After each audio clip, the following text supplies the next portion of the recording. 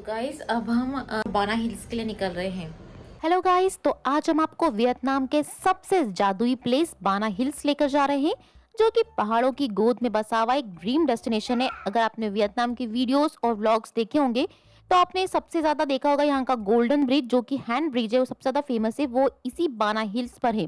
तो चलिए आपको बाना हिल्स के बारे में पूरी जानकारी देते हैं। डानांग से कैसे जाएं, कैसे टिकट ले, कहाँ से ले और क्या गलतियां न करें जो कि हमने की है।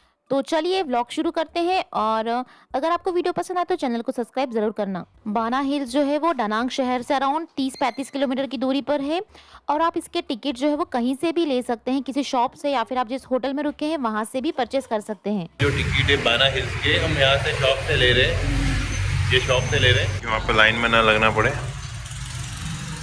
3%। ये हम लोग केबल कार में ऊपर जाने के लिए बाना हिल्स के लिए बस आती है पार्किंग से।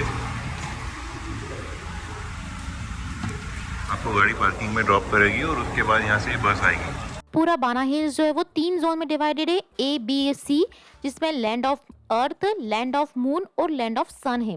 बाना हिल्स में थीम पार्क है, हेरिटेज साइट है, नेचुरल ब्यूटी, उसका पूरा अनोखा कॉम्बिनेशन है। इस पूरी जगह को फ्रेंच गांव की स्टाइल में डिजाइन किया गया है और बाना हिल्स को अलग अलग हिस्सों में बांटा गया है, जिसमें केबल कार जोन है। आपको यहाँ से नीचे से ऊपर जाने के लिए दुनिया का सबसे लंबा non stop cable car ride करने को मिलेगा, जो कि अराउंड 5.8 किलोमीटर का है। फिर आपको मिलेगा golden bridge, French village, fantasy park, guard of love, लिंग उंग पगोड़ा, वाइन सेलर, रेस्टोरेंट और कैफे जोने। कोई ग्रुप में लेकर आते तो उनको ऐसे गेंदे के फूल लगा देते हैं। बाना हिल्स में ऊपर जाने के पहले आपको नीचे भी ऐसा लगेगा कि यहाँ ही इतना कुछ है, तो पहले यहाँ घूमें या ऊपर जाएं। तो अब चलते हैं केबल कार से बाना हिल्स पर। जय माता दी, जय माता दी। देखो यार क्या सही है।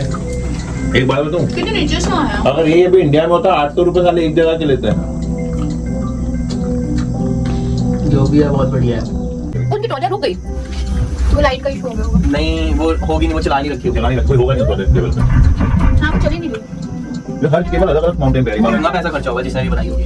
इस तरह उत्तर है। बाना हिल्स का टिकट 7.5 लाख वियतनामीज डोंग बड़ों का है और 6 लाख वियतनामीज डोंग बच्चों का है। साथ ही ये टिकट आप दनांग में local travel agents, trip advisor या क्लॉक से भी परचेज कर सकते हैं। रोपवे से उतरने के बाद हमने वहाँ पर थोड़ा सा घूमे और उसके बाद ये वाली जो राइड है वो की, इसे हम और ऊपर जाते हैं। तो इसमें आप फ्रंट पर खड़े होकर बहुत ही सुंदर नज़ारा देख सकते हैं। ये वाली राइड खत्म करने के बाद सबसे पहले हम पहुँचे ये गार्डन्स वाले एरिया में, इसका नाम है ले जार्डिन डी अमोर। हमने मैप पे देखा था। ये यहाँ पर 9 थीम वाले फ्लावर गार्डन है और हर गार्डन में कुछ अलग अलग, मतलब कहीं डॉल बनी हुई है, कहीं कई सारे पशु पक्षियों के बने हुए। बहुत सुंदर था और फोटोज़ भी बहुत ही शानदार आ रही थी। वहाँ से आगे बढ़ने के बाद ये आया है लिंग उंग पगोड़ा, जहाँ पर भगवान बुद्ध का बहुत बड़ा स्टेचू है, वाइट कलर का। काफ़ी शांत वातावरण था और चारों तरफ हरियाली थी। गाइस हमारी तरफ से ये टिप है कि अगर आप यहाँ बाना हिल्स आ रहे हैं तो अर्ली मॉर्निंग आ जाओ, ताकि क्राउड कम मिलेगा और फोटोज़ बहुत बढ़िया आएगी। हम बस ऐसे आगे चलते ही चलते पहुँच गए गोल्डन ब्रिज। उसके जस्ट बाहर कुछ ऐसे स्टेचू बने हुए थे, कान के, हाथ के, और ऐसे अलग अलग बॉडी पार्ट्स यहाँ पे बहुत बड़े बड़े बने हुए थे। और देखा तो वहीं हम पहुँच गए थे। Finally we are here. Vietnam का सबसे बढ़िया प्लेस। बढ़िया, अभी एक्चुअली धूप बहुत है नहीं बट अच्छा लग रहा है। गोल्डन ब्रिज घूमने का सबसे बढ़िया टाइम है सुबह 8 बजे से लेकर 10 बजे तक।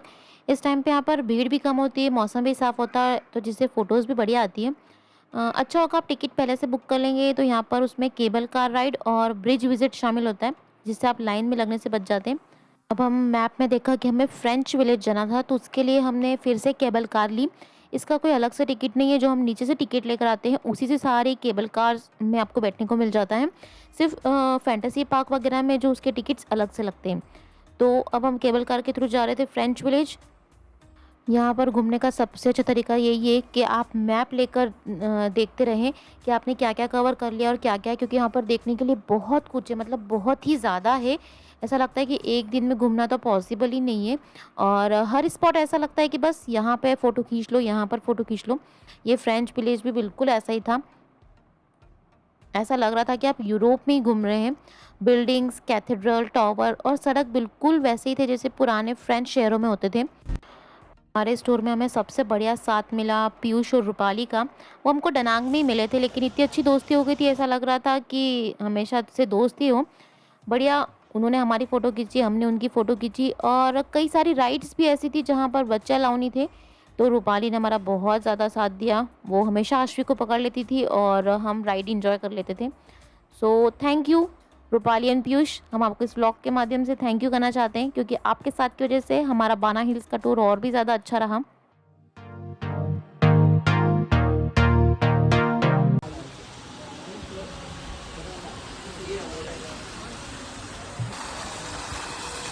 अंदर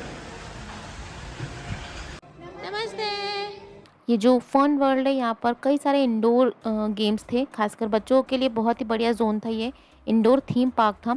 3D movie, 5D movie theatre था, झूले थे, म्यूज़ियम था, डायनासोर पार्क, एडवेंचरस गेम्स भी यहाँ पर थे, अल्पाइन रोलर कोस्टर राइड थी।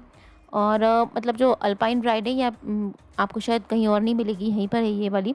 आपने इसके कई रील्स भी देखे होंगे।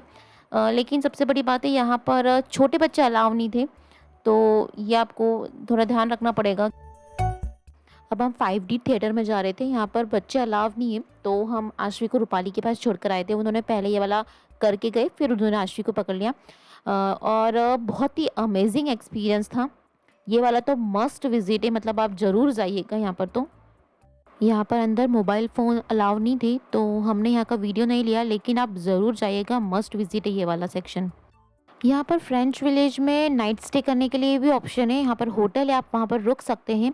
हालांकि हमें इसका किराया वगैरह टैरिफ तो पता नहीं है, लेकिन अच्छा खासा होगा। मगर यहाँ पर रुकने का एक फ़ायदा ये है कि आप यहाँ पर नाइट लाइफ भी यहाँ की जो देख सकते हैं, और दूसरा अर्ली मॉर्निंग आप जल्दी घूमने निकल सकते हैं, जिससे कि और ज़्यादा सुंदर नज़ारा देखने को मिलेगा। तो गाइस, अब हम ये बाना हिल के एक अदर पोर्शन में, आप नीचे से मैप लेकर आइए, और यहाँ पर घूमने के लिए बहुत सारी जगह, बहुत बहुत टू मच प्लेसेस है।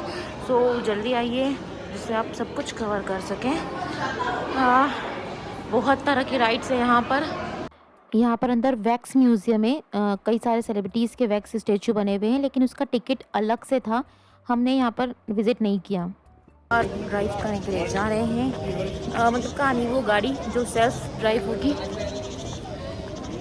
यहाँ का हर एक हिस्सा में इतनी अच्छी जगह है, ऐसा लगता है कि बस फ़ोटोज़ खींचते जाओ, खींचते जाओ, खींचते जाओ।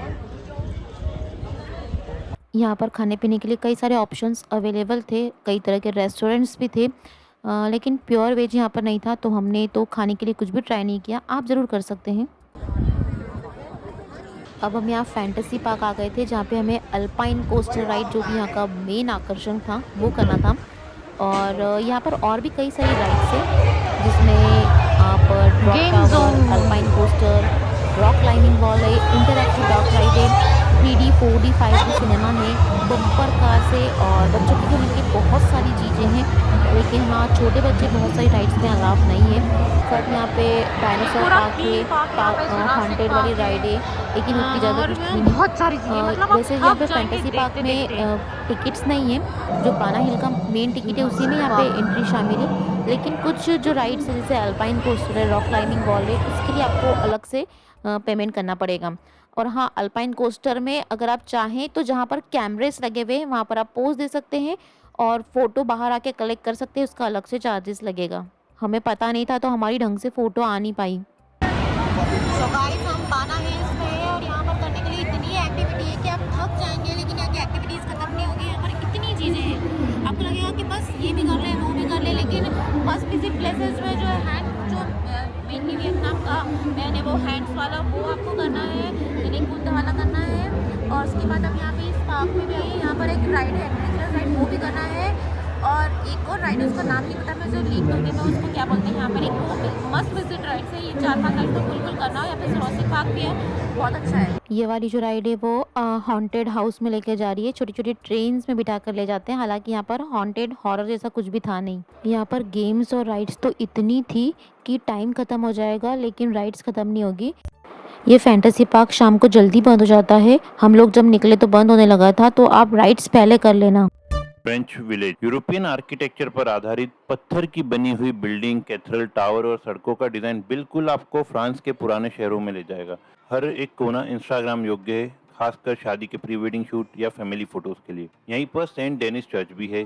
नॉटर डेम चर्च होचिमिन से इंस्पायर होकर यह शानदार कैथेड्रल बना है। व्हाइट स्टोन और कलरफुल ग्लास विंडोज इसकी खूबसूरती को और भी बढ़ाते हैं। ओल्ड टाउन स्क्वायर और फाउंटेन एरिया यूरोप की तरह खुले चौराहे पर फव्वारे और फाउंटेन्स लगे, जिसके भारी बैठने की जगह भी है।